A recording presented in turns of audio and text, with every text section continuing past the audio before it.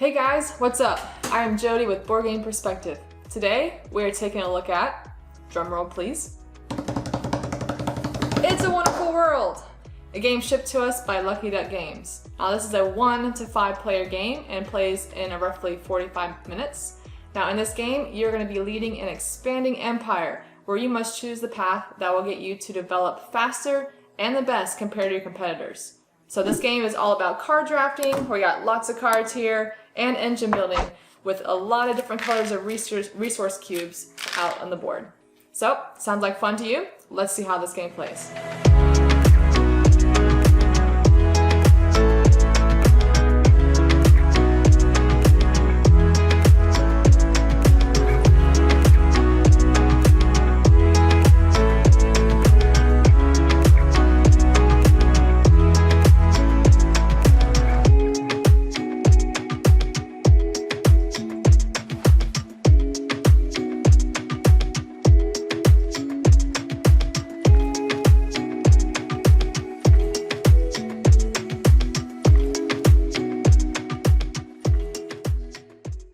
So a quick overview of how to set up the game.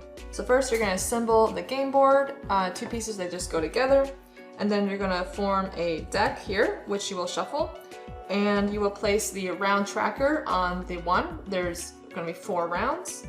And then you're going to place the resource cubes in all the different spots. So we have, and it shows you what color each spot should be. Then you're going to put these 3 boards, you're going to connect these 3 little boards to the main board, where you will put the crystallium and the character tokens. Now each player is going to grab side A or side B that you choose of your Empire card and place it out in front of you. You will lay out your cards in a certain manner to organize your play area. So your play area is going to have a designated spot for your constructed cards, and then a construction area where you're going to put your cards that you're currently working on. And then you also have your draft area where you will put your cards that you are getting while you are doing the draft round.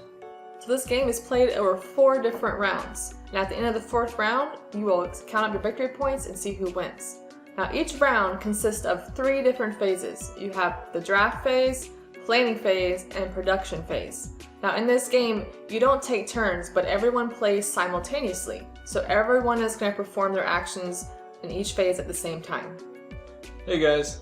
So I got Justin here to help us go over the first phase of drafting. Now when you play with 3 or more players, you're going to deal 7 cards to each player, and then you'll do drafting from there. But when you're playing with 2 people, you're going to deal out 10 cards to each person, and you'll draft till each player has 7 cards, and then the remaining 3 cards will be discarded. So to start off, what you're going to do is each player is going to look at their cards, see which one they want, and you're going to choose one. Each player is going to place it face down in your draft area, and then once everyone has placed their cards, everyone's going to flip over the card at the same time, and then you swap hands of cards, and then you do the same process again. Pick a card you want, face down in your play area or draft area, and both cards are out, and you flip that over, and you're going to keep doing this until each player has 7 cards out in front of them. So again, in a 2-player game, you're going to draft up to 7 cards and put them in your draft area, and then the remaining 3 cards will be put in the discard pile here. Now in a 3 or more player game, you will only be drafting 7 cards and you won't have any extra cards to discard.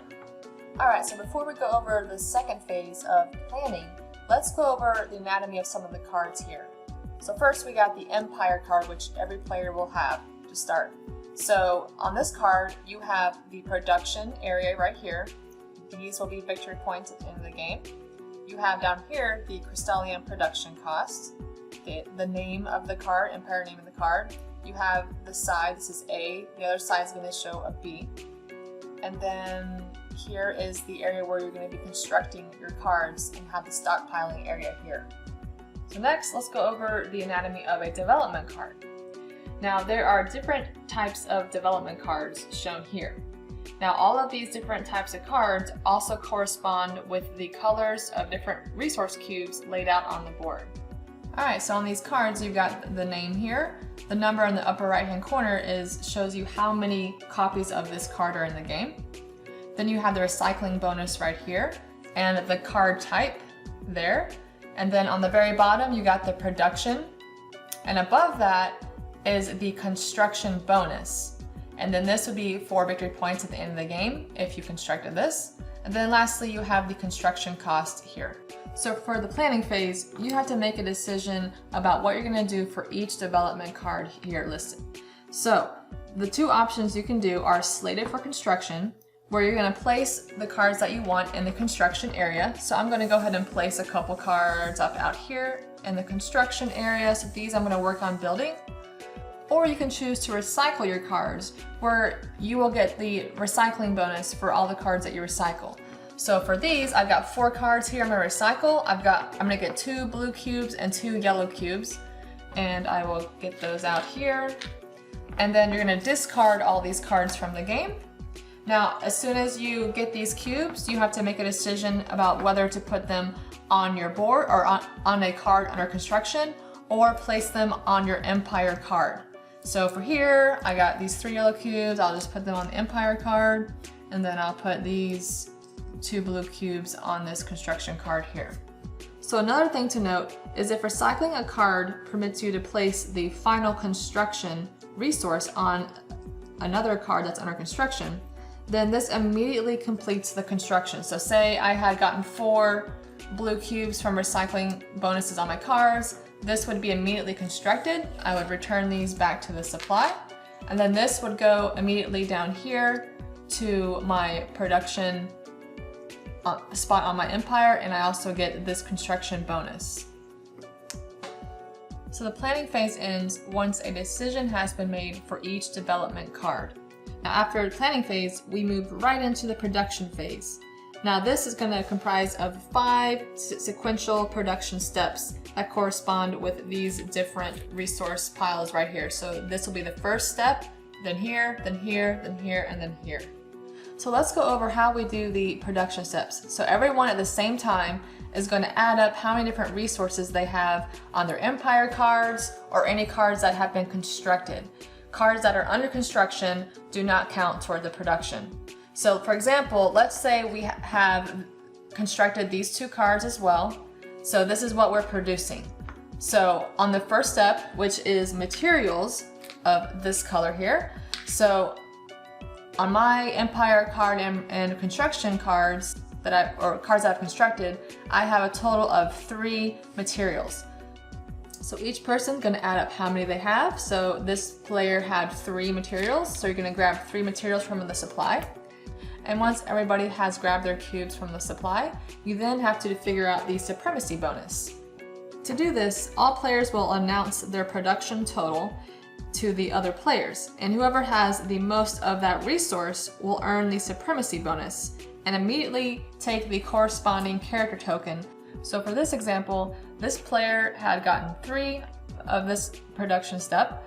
Now let's say no one else got more than 2. So this player is the winner of that production step and gets the supremacy bonus. So they will grab this color of the character token and immediately place it on their Empire. Now you will do these steps for each production step here. So you will gather resources and determine who gets the supremacy bonus for each of these steps. So these are all of the resource cubes that this player got from producing. So now what you have to do is immediately place them either on your cards under construction or on your Empire card. So for this example, let's go ahead and place a blue cube on here. Let's place the 2 green cubes on this construction card. We'll place these 3 materials right here. And then we'll place this extra yellow one that I can't put it on any of these cards. I'll place this on my Empire card. Once all the cubes have been placed, you cannot move them later in future rounds. You also cannot save extra resources for later rounds. Like I said earlier, they can only be placed on cards under construction or on your Empire card. Once all the spaces on a construction card have been filled, then that construction is considered complete. So for example, let's just say that we had filled all of these up with the green cubes. So now what you do, this construction has been complete. So I will return all of these cubes back to the supply. And then I immediately get the construction bonus. So this one is one of these tokens here. I will place this on my Empire card. And then you immediately place this on the production area of your completed constructions over on your Empire card. So now future rounds, you will also be able to produce these resources. You will be keeping your resource cubes on your Empire card from round to round. But whenever you get 5 of any type of resource cube, you immediately turn it into 1 crystallium. So let's say that I had just placed this 5th resource cube, I would remove all of these, return them to the supply, and then immediately put 1 crystallium cube on my Empire card. You can keep these crystallium cubes indefinitely, and at any time you can use these cubes to replace any resource or to fill a space requiring crystallium. So for example, I could use this cube to fill in this black spot. So it, in essence, is a wild cube. Some cards require crystallium or character tokens as a construction cost. So if you have these items in your possession on your Empire, then you can use them at any time to require or to satisfy that construction cost. Like I said earlier, you can use these crystallium cubes to replace any resource cube, so I could place that also there and act as a blue. However, you cannot use these cubes, crystallium cubes, to replace a character token that is on the construction cost. You can also at any time discard one of your cards under construction to get the recycling bonus. However, if you recycled a card that already had cubes on it, you will lose those and they are returned to the supply. So for instance, this card, I'm gonna discard this card. It had a cube on it, so I had to return it to the supply. And then I would get that recycling bonus of a blue cube, but however, this has to go immediately on the Empire card and cannot be placed on other under construction cards. The game ends at the end of the 4th round, and each player will sum up their victory points. And the game comes with a nice score pad where you can put everybody's scores for the different things. So let's go over an example here. So say this is what this player had gotten throughout the game. Now, for the first line, we are going to be adding up the gross victory points on the cards. So what these are cards that only show victory point totals and not combos. So for instance, these two are combos, this is a combo, but these 2 cards are just victory points. So I would add these up, that's 7, and that would be the first line. Next, you will be adding up your combo victory points. So first, you have the combos for the black card type, which we don't have any of those, so I'll skip that. Next is the green, and we have 1 right here. So this is 2 times any of those green card types that we have. So we have 1, so it's going to be 2 times 1, which is 2. Next is yellow, and we do not have any yellow combo cards.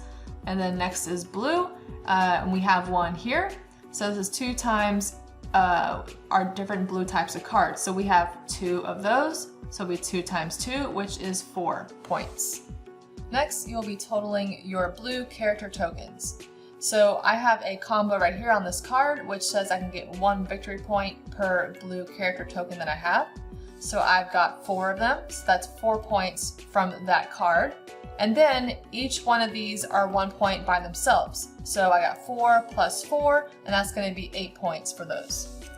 Lastly, you add up the general character tokens right here.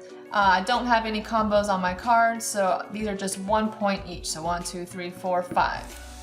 So each player will add up their points just like this, and then whoever has the most points at the end of the game is the winner. Now this game also comes with a solo mode listed on this last page, and on the back page there are different solo scenarios that you can play as well. And there you have it. That is It's a Wonderful World. Now, if this is a game you think you might like, we will put a link down below. And if you liked what you saw today, go ahead and hit that subscribe button and like this video. And until next time, thanks for watching.